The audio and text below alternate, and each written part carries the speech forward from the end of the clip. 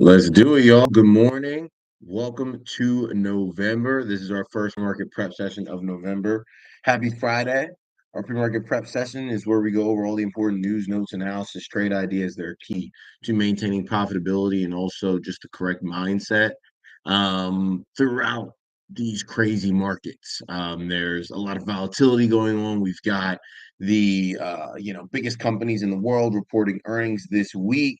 Markets have been all over the place, and it's important to have a guide, right? It's important to make sure that you're locked in as well with the community of like-minded people that are looking to close the gap between where they are and where they want to be, where they're destined to be, where they feel led to be. And that's what we're looking to pursue here, our ideal selves each and every day. And we're only looking to do it not by, doubling our output or sending twice as many emails or doing this, doing that. It's by getting 1% better per day.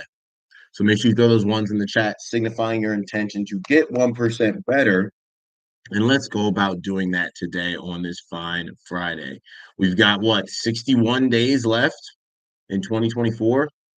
That was fast, right? That's the only thing that's guaranteed is that time will pass and it will pass by quickly, but you can make sure that is to your advantage if you are getting 1% better daily, right? If you are struggling and you're not really being consistent and all of that, find an environment that makes it impossible to not get better, to not level up, to not pursue your best self, and then stick in there, right? And maybe that's us for you, maybe it's somewhere else, but regardless, I assure you that what we're going to be doing here is getting 1% better daily. So if you're down for that, come along for the ride, and we're going to dive into our top news here today. Third time's a charm. The strike at Boeing, ticker BA, may soon end after the plane maker made a third attempt to appease workers with a sweetened labor contract. If cleared, Boeing would finally be able to restart work at a key production facility or at key production facilities after the strike dragged on for over a month and halted most factory output. The news sent its shares gaining 2% pre-market on Friday. What's on the table? Boeing has pitched a 38% wage increase over 4 years, significantly higher than its prior proposal of a 25% increase that workers overwhelmingly rejected. The latest offer doesn't bring back pensions, but Boeing would instead increase company 401k contributions. It would also keep paying yearly bonuses, which were eliminated in the prior offer, and pay $12,000 ratification bonuses. The union will vote on the deal on Monday. So we'll see if, Boeing can come to an agreement there. Now, what's at stake, the strike has cost Boeing an estimated $1 billion per month, pushing management this week to raise $24 billion in share sales to stave off a credit downgrade to junk status that would raise its borrowing costs. Wow. Boeing's new CEO, Kelly Ortberg, has also been streamlining operations and pushing ahead with the 17,000 job cuts to preserve cash. That is a trend that is only growing across all industries. Streamlining, laying people off, and using these amazing revolutions right now that are happening in terms of AI and automation in order to plug the holes, fill the gaps, and bring home more profit, right? Help juice up those margins. That is something that's not going to change. It won't change no matter whether Trump's in office, no matter whether Kamala's in office, or Biden or Obama, or George Bush or George Washington. It doesn't matter, right? This is something that these private companies will continue to do. So while it is important to get out and vote and do your civic duty, I voted yesterday, voting early, nice. Um, it's important for you to make sure that you are doing what you can as a human to ensure that you can continue to put food on the table no matter what happens. So I get it. They can strike now. They will not be able to strike soon, right? That's why all of these different unions and whatnot are striking now. Why? You see the advancements that are happening with robotics. You see the advancements that are happening with AI. You see the trillions of dollars that are getting funneled into this. This is really humanity's in a lot of different capacities and occupations. This is the last stand, right? So, yes, this can buy you time, but this will not be the be all end all. For $1 billion a month, I don't know how many months that they've been striking, but I'm sure that in a matter of probably under 5 years, they'll be able to go out and spend $1 billion on robots to do whatever the heck all these Boeing employees did easily. Right. So it's like this is the time where if this is happening in your sector and you get a deal, whatever, use that time. Don't say, okay, cool, life is good. I think I'm going to go get a new car now that I can finally afford it. For how long? Right. And you're barely affording it. That's very important to think about. When you get breathing room, that's time to double down. And I don't think that's what a lot of people like understand. I love whenever I have a breakthrough or something like that because it's time to double down because that is when you go hard. so that you make sure that that next break you get is once you set up the systems, you set up this kind of fountainhead of opportunity for yourself where you don't have to get another break. I feel like that's kind of the big thing is that we're used to starving until we get a break and someone saves us, right? Starving until we get a stimulus check, starving until we get a raise, starving until, we lose a bill, starving until a kid moves out, starving until a kid finishes school. Like you can choose to put in a little bit extra work and make it a concerted effort to thrive using the tools that are available to us instead of starving from like lifeboat to lifeboat. That's kind of what it seems like life is for a lot of people, but it doesn't have to be like that because at some point there just won't be a lifeboat, right? Or who knows what that lifeboat looks like, what you want your life to look like. Um, so you've got to go out and make that for yourself, and it is 1000% possible. But what you have to do is expose yourself to more. Then once you expose yourself to more, you have to make a decision that more is meant for you, and then you have to do whatever you need to do in order to accomplish it.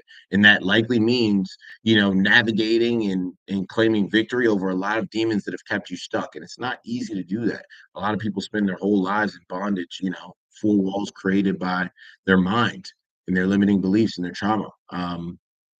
But it's important to push beyond that because otherwise, you're stuck in this waiting for the next life raft type of thing. Oh, I just gotta wait out for this promotion. As soon as I get that, I'm gonna start doing more. Do more before you get promoted so you can earn the promotion, right? Because literally all any company is looking to do, the be all end all to every company is to just limit costs as much as possible. So any CEO, if they could take you and replace you for cheaper, they would. And that's just what you have to understand. Even if you got a great, rapport with your supervisor, da da da, if they could replace you, you could. Never forget that. So make sure that that is driving you to not, say, oh, I'm just gonna like, dude, no, you got to work your butt off now, right? Show that value now. Don't wait for a raise. Don't wait to be replaced. Don't wait for this. Don't wait for that. And have your own thing going on the side. Because at the end of the day, that supervisor that you're cool with, they don't make the decisions, right? They don't. It comes from higher up, and those people don't know you. You're a number on a spreadsheet. So every morning that I wake up, I try and remind myself of my own mortality and remind myself that the only person that really, really, really, really, really cares about me is me and a few loved ones, right? When it comes down to it, and that's how you have to operate. You can still have love for people, but you have to understand at the end of the day, it's about putting food on the table, right? Providing.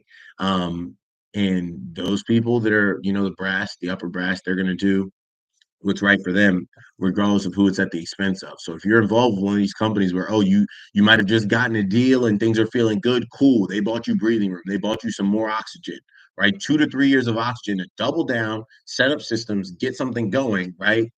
And set yourself up.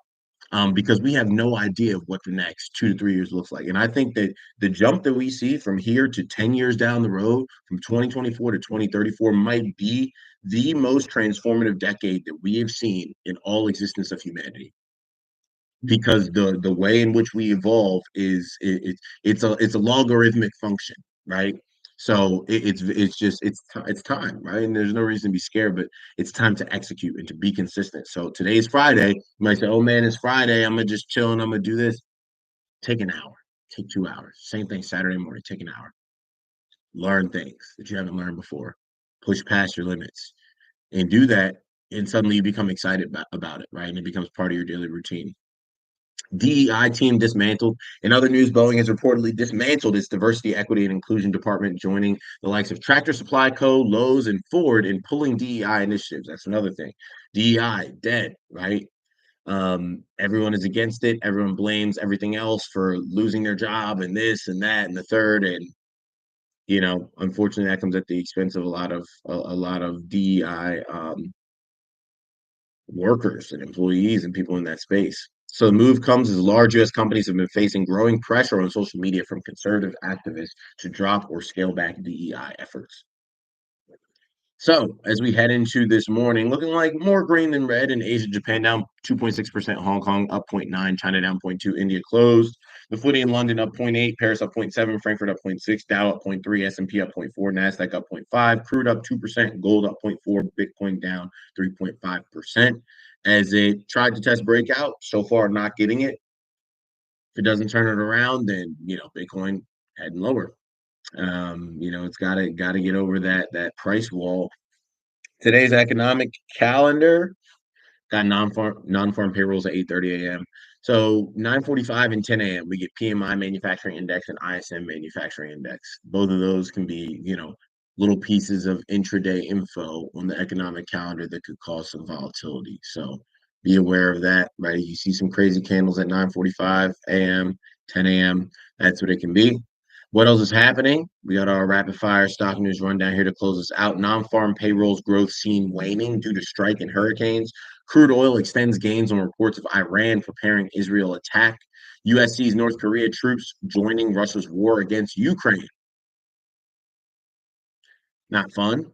Apple's earnings, China weakness, conservative forecast. Amazon results, hope for holidays, underrated AI potential. Intel, INTC soars as guidance impresses, turnaround efforts on track. Yeah, Intel trying to get something going here. They were pretty much like the forgotten stepchild of this whole AI race. Every other stock that has anything to do with AI and with computers and the cloud and et cetera has absolutely rocketed, and Intel has just drilled lower and lower and lower. So, um, you know, maybe a positive respite for Intel there. World's fourth most populous country bans Google Pixel sales. Supermicro, ticker SMCI, shock partner NVIDIA remains AI king. Recap of notable auditor resignations from companies in the US. And then baby formula case Abbott, Reckitt found not liable. So Abbott, a company, Reckitt, another company found not liable, I guess, in this baby formula case. Shocker. These baby formula companies not being held liable for this toxic baby formula. Um, but listen, one thing that we are held liable for are toxic traits. So let's make sure that we break those cycles, find strength in the people around us, right? And really, really commit ourselves to getting 1% better daily. And it's tough times. I get it. I wholeheartedly understand it, but just understand that you're not going through it alone, right? You don't just go through it. You want to aim to grow through it. And that's got to be the mission each and every time, right? Each and every time, and we can do it. We weren't sent here to be on this earth. You would not have been born if you weren't equipped with the skills to succeed right now at this time, right? So, despite how unfair things might be, despite how it might not be your fault, unfortunately, that's adult life, right? A lot of things not being your fault, but you being the one to fix it. Um, but we can do it, and that's what makes life worth it. So let's crush it. Let's keep our heads up. Let's have a strong weekend, strong finish to the week. See if the market gives us anything, and have a safe weekend. Take some time for yourself, right? Be safe out there. I know it was Halloween last night. I know that there's some crazy stuff that could go down. So be safe and all that good stuff. And I'll see you guys back here on Monday morning for our next pre-market prep session. Have a good one.